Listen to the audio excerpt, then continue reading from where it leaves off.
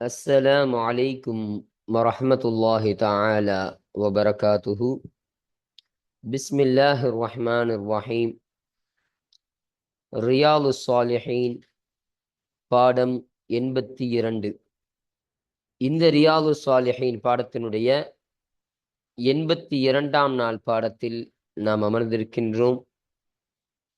இந்த பாடத்தில் நன்மையான வழிகள் அதிகம் என்ற தலைப்பின் கீழ் வரக்கூடிய அமையக்கூடிய அந்த ஹதீஸுகளை பற்றி நாம் பேசிக்கொண்டிருக்கின்றோம்.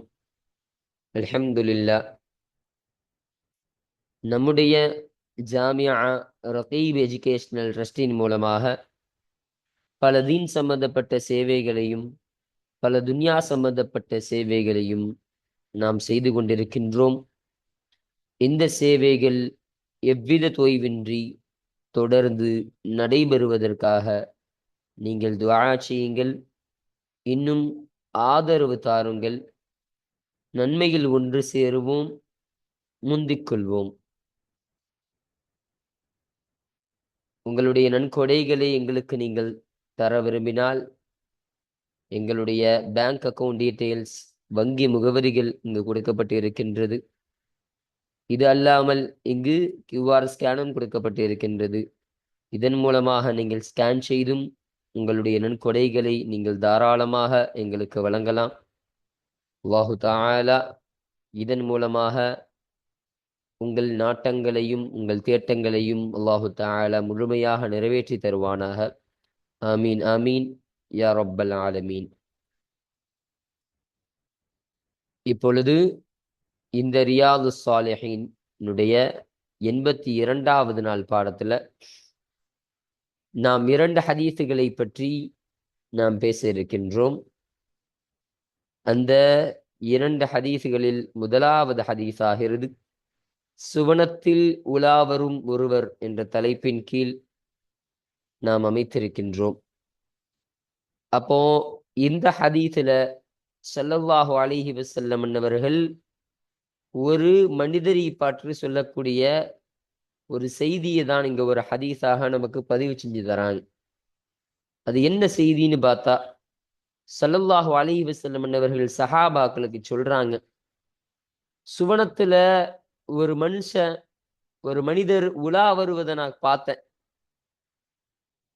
அவர் எதனால உலா வருகிறார் என்று சொன்னால், இந்த உலகத்துல ஒரு முஸ்லிம்களுக்கு இடையூறு அளிக்கக்கூடிய, பாதையில் இடையூறாக இருக்கக்கூடிய ஒரு மரம் ஒன்று இருந்தது. அந்த மரத்தை அவர் வெற்றி சாய்த்தார். அப்போ அந்த மரத்தை அவர் வேரோட பிடுங்கி அந்த மரத்தை அந்த இடத்துல இருந்து அகற்றிட்டாரு.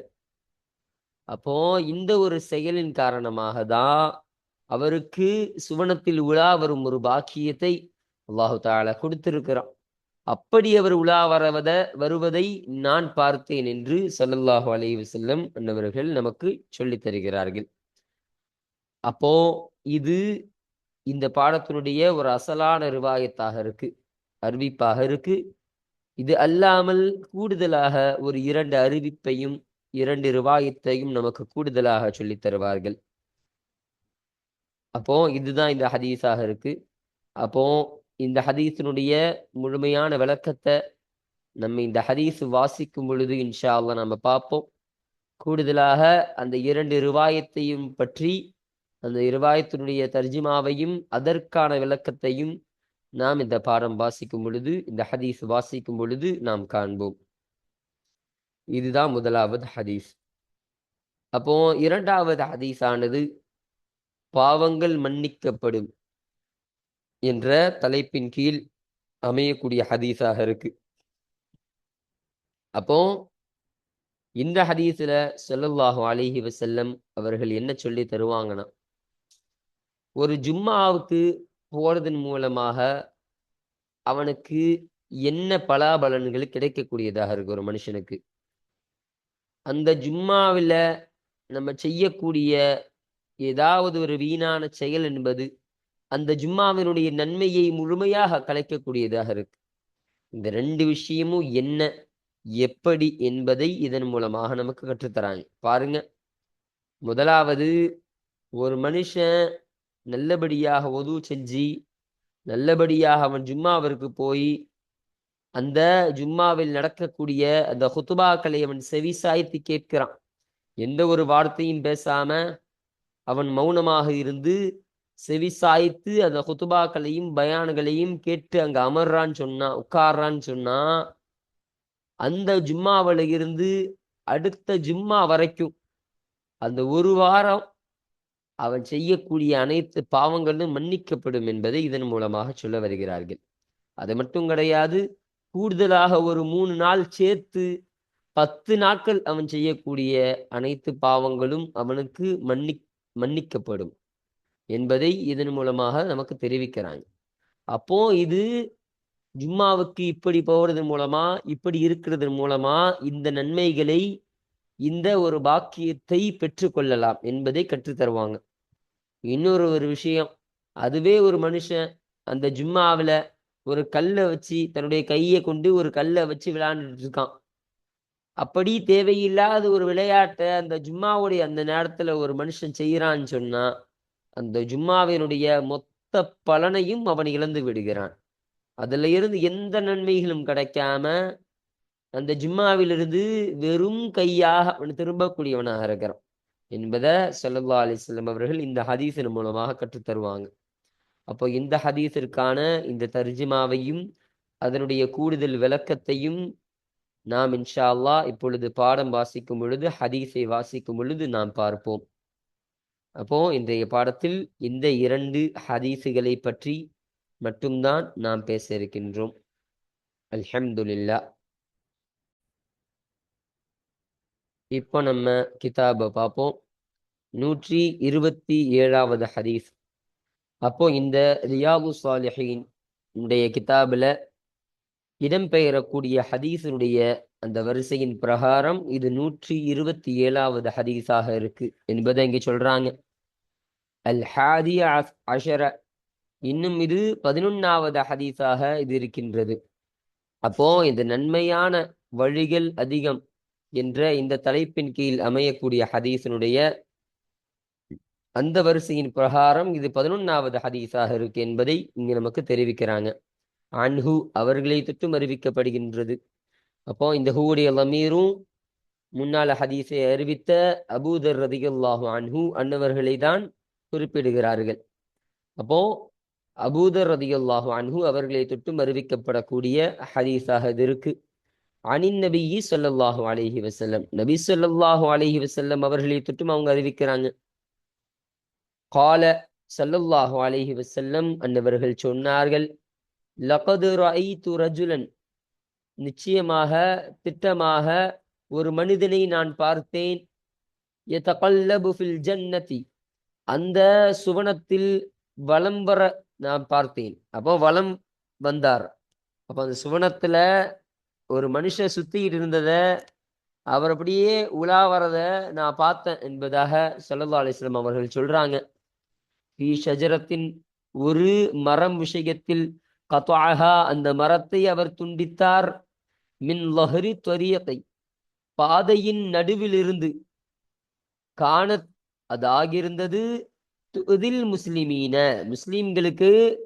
முஸ்லிம்களுக்கு இடையூறு அளிக்கக்கூடியதாக அந்த மரமானது ஆகியிருந்துச்சு அப்படின்னு சொல்றாங்க.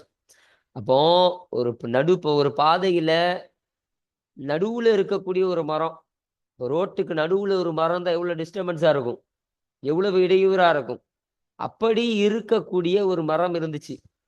அந்த மரத்தை அந்த மனிதர் துண்டிச்சிட்டாருன்னா அந்த மரத்தை அவர் வெட்டி சாய்ச்சிட்டாரு. அந்த மரத்தை வெட்டி அந்த இடத்துல இருந்து, அந்த பாதையில் இருந்து முஸ்லிம்களுக்கு இடையூறு கொடுப்பதனால அந்த மரத்தை அடியோடு அகற்றிட்டாரு. அப்போ அந்த அகற்றதன் காரணமாக அந்த சுவன பூஞ்சோலையில் அந்த மனிதர் அந்த சுவனத்தை சுற்றி வருவதை, அந்த சுவனத்தில் உலா வருவதை நான் பார்த்தேன் என்பதை ஸல்லல்லாஹு அலைஹி வஸல்லம் அன்னவர்கள் சொல்லி காட்டுகிறார்கள். அப்போ ஒரு சாதாரணமான ஒரு விஷயம், ஒரு நடுவுல இருக்கக்கூடிய ஒரு மரத்தை அவர் அறுத்தார், அவ்வளவுதான். அவர் செஞ்ச நல்ல காரியம் என்ன? முஸ்லிம்களுக்கு இடையூறு தரக்கூடியதாக இருந்துச்சு அந்த மரம். அந்த மரத்தை நீக்கிட்டா அப்போ முஸ்லீம்கள் நிம்மதியாக போகக்கூடியவங்களாயிட்டாங்க. அப்போ அந்த முஸ்லீம்கள் ஒவ்வொருவரும் துவா செய்யக்கூடியவர்களாயிட்டாங்க. இப்போ துவா செய்வாங்களா இல்லையா? இப்போ ஒரு மரம் இருந்துச்சு, ரொம்ப டிஸ்டர்பன்ஸா இருந்துச்சு. யார் இதை நீக்கினான்னு தெரியலையே, அல்லாஹு தாலா அவருக்கு பரக்கத்து செய்யட்டும் அப்படின்னு முஸ்லீம்கள்லாம் துவா செய்வாங்களா இல்லையா? அப்போ அது போன்ற ஒரு விஷயத்தை, ஒரு காரியத்தை அந்த மனிதர் செய்ததன் காரணமாக அல்லாஹு தாலா அந்த சுவனத்தையே அவருக்கு தந்தான். அந்த சுவனத்தை தரது மட்டும் கிடையாது, அந்த சுவனத்துல அவர் அப்படியே உலா வந்தாராமா. அந்த சுவனத்தை ஒவ்வொன்னாக சுத்தி பார்க்கிறாரு. இப்போ இந்த உலகத்துல உள்ள சில நாடுகளுக்கு போய் சுத்தி பார்க்கறதுனாலே நமக்கெல்லாம் எவ்வளவு சந்தோஷமா இருக்கும். ஒரு டூருக்கு, ஒரு ட்ரிப்புக்குலாம் நம்ம கூட்டிட்டு போனா, அது எந்த அளவுக்கு சந்தோஷத்தை ஏற்படுத்துமோ, அப்போ இந்த சாதாரணமான இந்த உலகத்தை சுத்தி பார்க்கிறதே அவ்வளவு சந்தோஷம் இருக்குன்னு சொன்னா, சுவன பூஞ்சோலை. அப்போ அந்த சுவைகள் மிகுந்த, இன்பங்கள் நிறைந்த, லத்தத்தான அந்த சுவனத்தை அல்லாஹு தஆலா படைத்து வச்சிருக்கான். அந்த அந்த சுவனத்தை சுத்தி பார்க்கிறது எவ்வளவு பெரிய பாக்கியம். அப்படி ஒரு பாக்கியத்தை அந்த நபருக்கு அல்லாஹு தஆலா கொடுத்தான். அதனால் நீங்களும் இது போன்ற காரியங்கள், மக்களுக்கு இடையூறு தரக்கூடிய விஷயங்களை நீங்கள் நீக்குங்கள். இது போன்ற சாதாரண ஒரு காரியத்தை செய்யறதன் மூலமாக அல்லாஹு தஆலா தரக்கூடிய நன்மை அதற்கு எக்கச்சக்கமானதாக இருக்கும். அளவே இருக்காது. இப்போ அல்லாஹு தஆலா அந்த நன்மைக்கு ஏற்றவாறு மட்டும் கிடையாது, அந்த அந்த செயலுக்கு அதிகமான நன்மைகளையும் தரக்கூடியவனாக இருக்கின்றான் என்பது இந்த ஒரு ஹதீஸின் மூலமாக நமக்கு தெளிவுபடுத்துறாங்க. ரவாஹு முஸ்லிம். இந்த ஹதீஸை இமாம் முஸ்லிம் ரஹமத்துல்லாஹி அலை அவர்கள் அறிவித்தார்கள். அப்போ இந்த ஹதீஸானது இந்த நன்மையின் பாதைகள் அதிகம், நன்மையான பாதைகள் அதிகம் என்ற தலைப்பின் கீழ் பதிவு செய்யப்படக்கூடிய காரணம் என்னவென்று சொன்னால், ஸல்லல்லாஹு அலைஹி வஸல்லம் அவர்கள் அந்த மனிதரை பத்தி சொன்னாங்களா இல்லையா? மரத்தை அகற்றுறதுனால அவர் சுவனத்துல உலா வரதை நான் பார்த்தேன்னு சொன்னாரு. அப்போ உலா வராங்கன்னு சொன்னா இது ஒரு நன்மையான காரியம் தானே. ஒரு மகற்று ஒரு மரத்தை அறுத்து அதை அகற்றுவதன் மூலமாக உங்களுக்கு எவ்வளவு நன்மை கிடைக்குது. இது ஒரு சாதாரணமான வழி. அப்போ இந்த சாதாரணமான வழியை ஸல்லல்லாஹு அலைஹி வஸல்லம் அவர்கள் நமக்கு கற்றுத் தந்தாங்களா இல்லையா? அப்போ இந்த வழியை நமக்கு கற்றுத் தருவதன் காரணமாக தான் இந்த ஹதீஸானது இந்த நன்மையான வழிகள் அதிகம் என்ற தலைப்பின் கீழ் இந்த ஹதீஸு அமையக்கூடியதாக, பதிவு செய்யப்படக்கூடியதாக இது இருக்கின்றது. இன்னும் நான் மேலேயே சொல்லப்பட்டது மாதிரி சொர்க்கத்தில் உலா வந்த ஒருவர் என்ற தலைப்பின் கீழையும் இந்த ஹதீஸானது அமையக்கூடியதாக இது இருக்கின்றது. அப்போ இந்த 127வது ஹதீஸு, இந்த அசலான ரிவாயத்தை நம்ம பார்த்தாச்சு. அப்போ இதற்கு இன்னொரு ரிவாயத்து நமக்கு சொல்லித் தராங்க. இன்னொரு அறிவிப்பில் உள்ள ஒரு செய்தியை சொல்றாங்க பாருங்க. ஒஃபி ரிவாயத், இன்னொரு அறிவிப்பில் உள்ள செய்தியாகும். அந்த இதுல எப்படி சொல்றாங்கன்னா, மர்ர ரஜுலுன், ஒரு மனிதர் நடந்தார், பி குஸ்னி ஷஜரத்தின், ஒரு மரத்திற்கு அருகாமையில் அவர் நடந்தார், அலா லஹரி தரீகின், வழியின் நடுவில் இருக்கக்கூடிய அந்த மரத்திற்கு அருகாமையில் ஒரு மனிதர் நடந்தார். இப்போ வழியில் இருக்கக்கூடிய ஒரு மரம், அந்த மரத்துக்கு பக்கத்துல ஒரு மனுஷன் நடந்து போயிட்டு இருக்கிறாரு. இப்ப நடந்து போயிட்டு இருக்கக்கூடிய அந்த நபரு ஃபகால, அப்பொழுது அவர் சொன்னார், வல்லாஹி, அல்லாஹ்வின் மீது சத்தியமாக, லவ் நஹியன்ன, திட்டமாக, நிச்சயமாக நான் அகற்றுவேன், ஹாதா, இதை நான் அகற்றுவேன், இந்த கிளையை நான் அகற்றுவேன், அனில் முஸ்லிமீன, முஸ்லிமீன்களை விட்டும் இந்த கிளையை நான் நீக்குவேன், லா யுதீஹிம், அந்த அவர்களுக்கு, அந்த முஸ்லிம்களுக்கு அந்த கிளை என்பது தீங்கு அளிக்காதே, இடையூறு அளிக்காதே, அந்த விதத்தில் அந்த முஸ்லிம்களை விட்டும் நான் அகற்றுவேன் என்பதாக அவர் சத்தியம் செஞ்சாரு. சத்தியம் செஞ்சதுபடியே அவர் அந்த காரியத்தை செஞ்சாரு. அதனால ஜன்னத, அந்த சுவனத்தில் அவர் நுழையப்பட்டார் என்பதாக சொல்றாங்க. அப்போ அந்த சுவனத்துல அவர் நுழைக்கப்பட்டார், அல்லாஹ்வினால் அவர் நுழைக்கப்பட்டார் என்ற இந்த செய்தியை இங்க நமக்கு சொல்லித்தராங்க. அப்போ இந்த ரிவாயத்துல என்ன சொல்றாங்கன்னா, கிட்டத்தட்ட அதே மாதிரிதான். வழியில இருக்கக்கூடிய ஒரு மரம் அது முஃமின்களுக்கு ரொம்ப இடையூறு தரக்கூடியதா இருந்துச்சு. அப்போ அந்த நபர் வந்து சத்தியம் செஞ்சாராமா, இது முஸ்லிம்களுக்கு இடையூறு தரக்கூடியதாக இருக்கு. இந்த மரத்தை முஸ்லிம்களுக்கு இடையூறு தராத அளவுக்கு இந்த மரத்தை நான் அகற்றிடுவேன், முழுமையா அந்த மரத்தை நான் அகற்றிடுவேன் என்று சத்தியம் செஞ்சு அந்த செயலை செஞ்சாரு. அந்த சின்ன செயலுக்காக அவர் சுவனத்தில் நுழைக்கப்பட்டார், அல்லாஹ்வினால் நுழைக்கப்பட்டார் என்ற செய்தியை இங்கு நமக்கு பதிவு செய்து தருகிறார்கள். இது இன்னொரு ரிவாயத்து, இன்னொரு அறிவிப்பாக இருக்கு. அடுத்தபடியாக பாருங்க, இங்க கூடுதலாக இன்னொரு ரிவாயத்தை நமக்கு சொல்றாங்க. ஒஃபி ரிவாயத்தின் லஹுமா, அந்த ஹுமாவுடைய லமீரு முஸ்லிம் ரஹமத்துல்லாஹி அலை அன்னவர்களும் புகாரி ரஹமத்துல்லாஹி அலை அன்னவர்களும். இப்போ புகாரி முஸ்லிம் இருவரும் காண அந்த அறிவிப்பில் உள்ள செய்தியாகிறது. அதுல என்ன சொல்றாங்கன்னா, பைனமா ஒரு சமயத்தில், ரஜுலுன் ஒரு மனிதன், எம்ஷி அவர் நடக்கிறார், பின் ஒரு வழியில் அவர் நடக்கிறார், வஜத அவர் பெற்றுக்கொண்டார், ஷவுக்கின் ஒரு முள் கிளையை அவர் பெற்றுக்கொண்டார், ஆழத்தொரியத்தை அந்த பாதையின் மீது. அப்போ வழியில கடக்கக்கூடிய ஒரு முள்ளை எடுக்கணும் அப்படின்னு அவர் நினைக்கிறாரு. ஒரு வழியில் நடந்து போயிட்டு இருக்கக்கூடிய நபரு அந்த வழியில ஒரு முள்ளு கிடக்குது.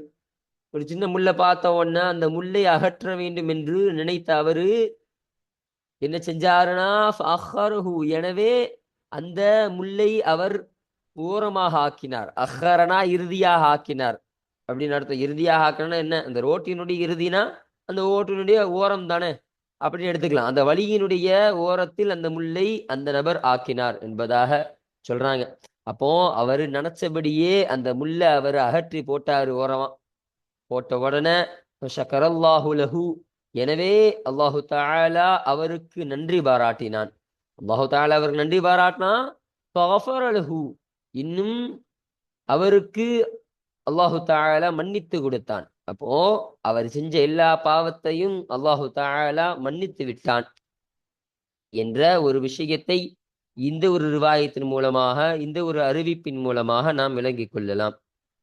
அப்போ இந்த 127வது ஹதீஸ நம்ம நிறைவு செஞ்சாச்சு. இப்பொழுது அடுத்தபடியாக இந்த 128வது ஹதீஸை பற்றி நாம் பார்ப்போம். அஸ்ஸானி அஷர, 12வது ஹதீஸாக இருக்கு. இந்த நன்மையான பாதைகள் அதிகம் என்ற தலைப்பின் கீழ் அமையக்கூடிய ஹதீஸில் இது 12வது ஹதீஸ் அப்படின்னு சொல்றாங்க. அன்ஹு, அவர்களை தொட்டும், இந்த கூடிய லமீரும் முன்னால ஹதீஸை அறிவித்த அந்த அபூதர் ரலியல்லாஹு அன்ஹு அவங்கள பார்த்தா போகுது.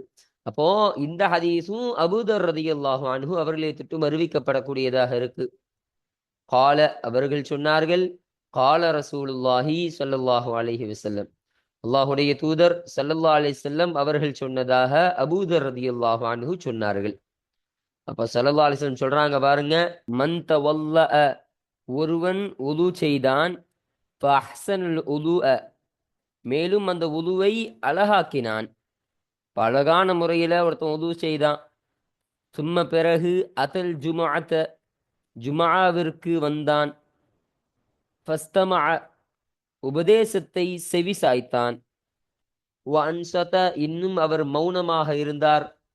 அப்படி இருந்தன்னு சொன்னா, அப்போ ஸல்லல்லாஹு என்ன சொல்றாங்க, ஒருத்தவர் நல்ல முறையா உது செஞ்சு ஃபர்லான விஷயங்களை பேணி சுன்னத்தான விஷயங்களை பேணி அவர் அழகான முறையின்படி பரிபூர்ணமான அந்த உது எடுத்து பிறகு ஜும்மாவிற்கு போறாரு. ஜும்மாவிற்கு போய் அந்த ஜும்மாவினுடைய அந்த ஹுத்துபாக்களையும் அந்த பயான்களையும் செவிதாழ்த்தி கேட்கிறாரு. அப்போ செவிதாழ்த்தி கேட்டு இன்னும் அவர் எந்த ஒரு விஷயத்தையும் பேசல, எந்த விஷயத்தையும் பேசாம அமைதியா அந்த ஹுத்துபாக்களை கேட்டு அதன்படி அவர் கேட்டுக்கொண்டே இருந்தார். அப்படி செய்தார் என்று சொன்னால் ஃபிரலஹு, அவருக்கு மன்னிக்கப்படும், மா பைனஹு வ பைனல் ஜுமாஅத்தி, அவருக்கும் இன்னும் அந்த ஜும்மாவிற்கும் மத்தியில் இருக்கும் ஒன்று அவருக்கு மன்னிக்கப்படும். இப்போ என்ன சொல்றாங்கன்னா, அவருக்கும் அவ ஜும்மாக்கும் மத்தியிலனா, நம்ம இப்போ இந்த வெள்ளிக்கிழமை ஒரு ஜும்மாக்கு போறோம் வைங்க, இந்த ஜும்மால இருந்து அடுத்த ஜும்மா வரைக்கும் அந்த ஜும்மாவை பத்தி சொல்றாங்க இங்க. அடுத்த ஜும்மா வருமா இல்லையா? அப்போ இந்த நபர் இந்த ஜும்மால இருக்கிறார் இல்லையா, இந்த நபருக்கும் அடுத்த ஜும்மாவிற்கும் இடையிலான விஷயம் எல்லாம் அவருக்கு மன்னிக்கப்படும் என்பதாக சொல்றாங்க. அப்போ அந்த ஒரு வாரம் அனைத்து பாவமும் அவரை விட்டு மன்னிக்கப்படுகின்றது என்ற இந்த செய்தியை ஸல்லல்லாஹு அலைஹி வஸல்லம் அவங்க சொல்றாங்க. இன்னும் சொல்றாங்க, ஒ ஜியாதத்து இன்னும் அதிகமாகுவதாகிறது ஸலாசத்தி ஐயாமின் 3 நாட்கள் என்பதாக சொல்றாங்க. 3 நாட்கள் என்னது? அப்போ இந்த ஜும்மாவில இருந்து அடுத்த ஜும்மா வரைக்கும் எவ்வளவு நாள் இருக்குது? 7 நாள் இருக்குது. அப்ப அந்த 7 நாள் செய்யக்கூடிய எல்லா பாவமும் மன்னிக்கப்படும் சொன்னாங்க. கூடுதலாக 3 நாள்னா, அந்த 7 நாள்ல இருந்து பிளஸ் ஒரு 3 நாள். அப்போ அடுத்த ஜும்மா ஸ்டார்ட் பண்ணி அதுல இருந்து ஒரு 3 நாள். அப்போ இப்பயில இருந்து இன்றையில இருந்து 10 நாள் அவன் செய்யக்கூடிய அனைத்து பாவமும் அவனுக்கு மன்னித்து தரப்படும். அவனை மன்னித்து அல்லாஹுடைய அந்த நன்மையையும் அல்லாஹுடைய அந்த பொருத்தத்தையும் அவன் பெற்றவனாக ஆகிறான் என்பதை ஸல்லல்லாஹு அலைஹி வஸல்லம் அவர்கள் இதன் மூலமாக சொல்ல வராங்க. சொல்லிட்டு கடைசியா ஒரு விஷயத்தை பதிவு செய்யறாங்க. ஒமன் மஸ்ஸல் ஹஸா, இன்னும் ஒருவன் ஒரு பொடிக்கல்லை தொட்டான். அப்போ ஹசான் சொன்னா ஒரு சிறிய கல்லு, சின்ன கல் இருக்குமா இல்லையா, அதுதான் ஹசான் சொல்லுவோம். அப்ப அந்த சிறிய கல்லை ஒருவன் தொட்டான், ஃபக்கத் லகா, திட்டமாக அவன் வீண் காரியத்தை செய்து விட்டான் என்பதை இங்க சொல்றாங்க. அப்ப இங்க என்ன சொல்றாங்கன்னா, அந்த ஜும்மாவுடைய அந்த நேரத்துல ஒருத்தவர் ஒரு கல்லை பிடிச்சி இப்படி விளையாண்டு இருக்கிறாரு. தன்னுடைய கையால ஒரு சின்ன கல்லை எடுத்து அவர் தொட்டு இப்படி விளையாடுறாரு. அதைத்தான் இந்த இடத்துல நமக்கு முராது, நாட்டம். அப்ப இதைத்தான் சொல்ல வராங்க. அந்த கல்லை பிடிச்சி அவர் விளையாண்டிருக்காருன்னு சொன்னா, அவர் செய்த இந்த செயலின் காரணமாக அவருடைய அந்த ஜும்மாவுடைய நன்மை விட்டும் அவர் இழக்கப்பட்டு விட்டார். அவர் நஷ்டவாளி ஆயிட்டார். அவருக்கு எந்த ஒரு பிரயோஜனம் இல்லாம அவர் ஜும்மாவுக்கு வந்த பிரயோஜனமே அவருக்கு கிடையாது. அந்த நன்மையை அவர் தவறி விடுகிறார் என்பதை ஸல்லல்லாஹு அலைஹி வஸல்லம் அவர்கள் இதன் மூலமாக நமக்கு சொல்லி தருகிறார்கள். அப்போ ஜும்மாவுல செவி சாய்த்தி கேட்பது, நல்ல உதவு செஞ்சு ஜும்மாக்கு போறதுடைய சிறப்பையும் நமக்கு சொன்னாங்க. அந்த ஜும்மாவுல இப்படி ஒரு விளையாட்டான செயல் செய்யறது மூலமா அந்த ஜும்மாவுடைய நன்மைகள் தவறி போயிடுது.